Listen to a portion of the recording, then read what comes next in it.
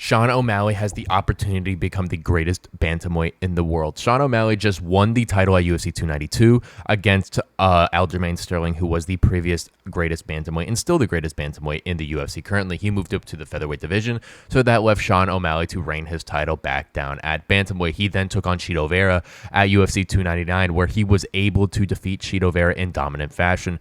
That was a very impressive fight. He won on most scoring cards 50-45, with one scoring card being 50-44 with a 10-8 in that second round. Sean O'Malley looked absolutely perfect in that fight with Chito Vera. He was absolutely super crisp. He was doing every technique that he needed to do. He was managing the distance. But now Sean O'Malley is going to have a lot harder of a fight with Merab Dvalishvili at UFC 306.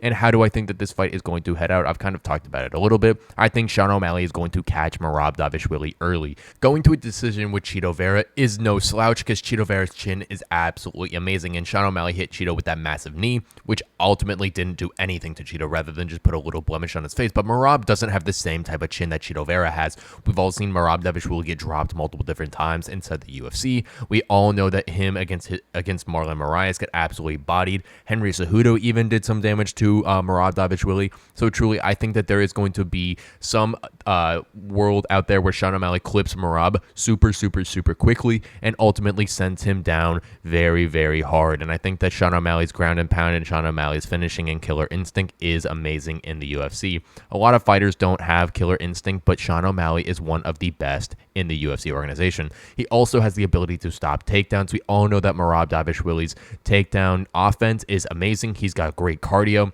and he's going to have to do that in order to win this fight. There is no way that Merab beats Sean O'Malley in the stand-up. We all know that Sean O'Malley has some amazing feints. He uses that kind of head fake backwards to really draw the feint out of individuals. He kind of waits for his prey to come lunge into him. That's what he did with Aljamain Sterling, knocking him out in that second round pretty handily with that counter right hand. But Sean O'Malley is one of the most precise strikers in the UFC, and Merab is going to have to identify that very, very quickly in this fight with Sean O'Malley, that he cannot play at range with Sean, and then he's going to almost have to crawl to him in order to stay into this fight. But I do think that Merab is going to want to strike with Sean a little bit to test the waters, and I think that that is going to be something that really hampers Merab's chances of winning.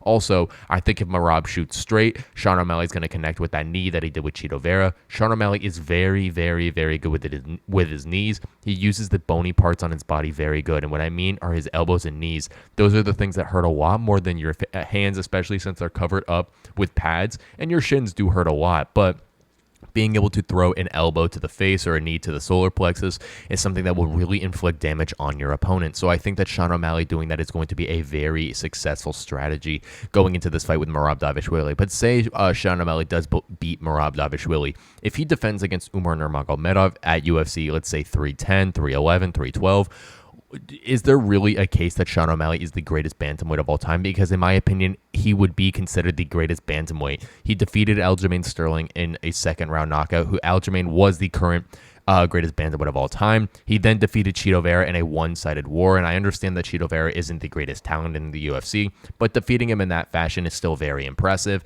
Now going on and defeating Merab Dvalishvili by spectacular fashion in a first, second, or third round KO would be absolutely amazing at UFC 306, one of the biggest events in UFC history, and then beating one of the most best upcoming bantamweight prospects in Umar Nurmagomedov in incredible fashion would then, in my opinion, solidify Sean O'Malley is the greatest bantamweight the UFC has ever seen. Sean O'Malley has all the aspects to do so. He's got great takedown defense. He's got great striking. He's also a great jiu-jitsu fighter. A lot of individuals don't know how good he is on the ground with his jiu-jitsu in that department, and he could be able to hang on his own with some of these good jiu-jitsu specialists. Now, he would get overpowered in the wrestling department by Umar Nurmagomedov, by Merab Dvalishvili. We all know that Aljamain Sterling, if he got him to the ground, would backpack him and really ride him out.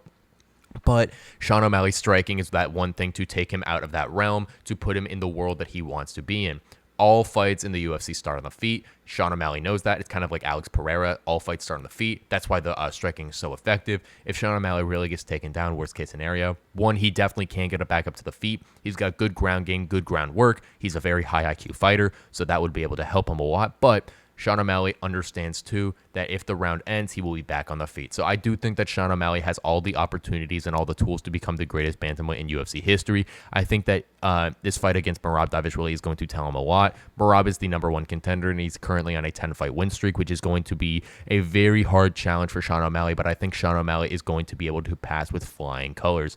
O'Malley is one of those fighters inside the UFC who truly is special in every little thing that he does in the organization. He has the striking. He's got such a fun style. He's got the charisma. He's got the passion. And Sean O'Malley is hungry to become the greatest bantamweight of all time. We all know that he wants to go fight Ilia Topuria at featherweight.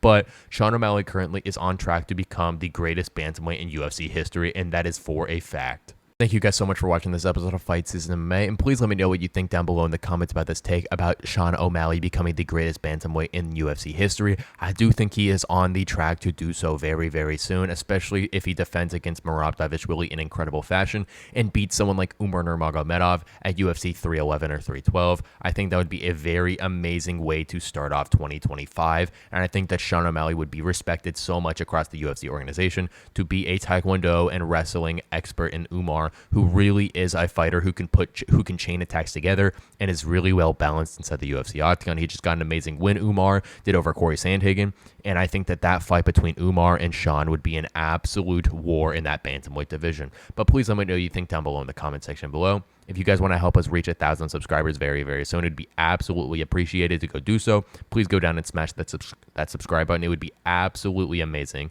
if you could do that for me to help grow the channel. And while you're down there, turn on the post notifications just so you guys are always notified when UFC content releases. But thank you guys so much for watching this episode of Fight Season MMA, and I will be back very soon with more UFC content and news.